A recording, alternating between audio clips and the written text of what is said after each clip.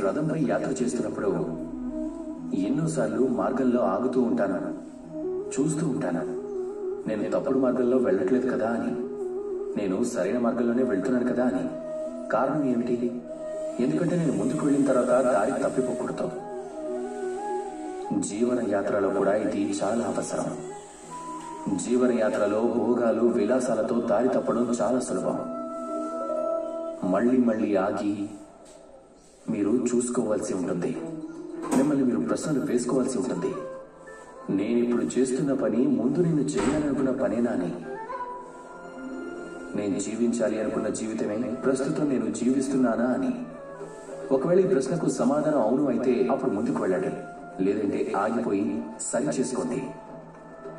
గుర్తు పెట్టుకోండి, ఈ సృష్టి చాలా జటిలమైనది, అలాగే దానిలో దారి తప్పడం చాలా సులభం. పదే పదే మధ్యలో ఆగుతూ మంచి చెడుల గురించి ఆలోచించడం చాలా అవసరం. మీరు కూడా అదే చేయండి.